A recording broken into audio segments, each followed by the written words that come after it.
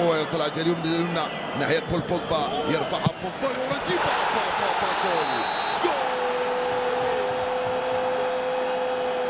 الإسباني سيمون يورنتي ينقذ يوفنتوس في غفلة من دفاع ليفورن ويفتح مجال التسجيل في الدقيقة 17 من عمر الشوط الثاني.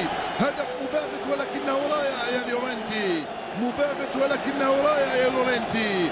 هو هدفه الثالث هذا الموسم في الدوري، هدفان في دوري الابطال وثلاث اهداف في الدوري. يورنتي يفك الشفره ويفك العقده ويفتح مجال التسجيل لليوفي بكيفيه رائعه. انطلاقه من اسامو حطها لبول بوجبا في القائم الاول، حطها واو ببراعه، حطها هنا يورنتي الاسباني في الجهه اليسرى من مرمى الحارس الصغير باردي. هدف مقابل صفر صارت النتيجه لليوفي في بدايه هذا الشوط. كارلوس تيفيز، كرة صعبة لصالح يورنتي، غطيها يورنتي، يرجع للخلف وتسديدة جول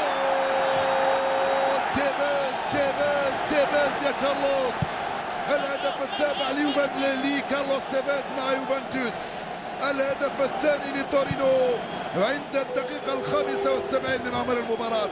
دائما بقيادة يورنتي استلم هذه الكرة، غطاها، مررها للخلف ناحية كارلوس تيفيز بدوره كالقط في الأماكن والأوقات المناسبة، استلم سدد بيمناه على يمين الحارس فرانشيسكو باردي. شوف الفعالية ماذا تفعل في لعبة كرة القدم.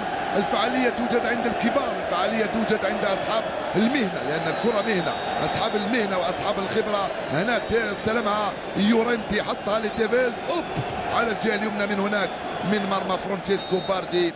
يوفنتوس هدفان ليفورنو 0 بصعوبة ولكن باستحقاق بالنسبة لفريق اليوفي اللي يصبح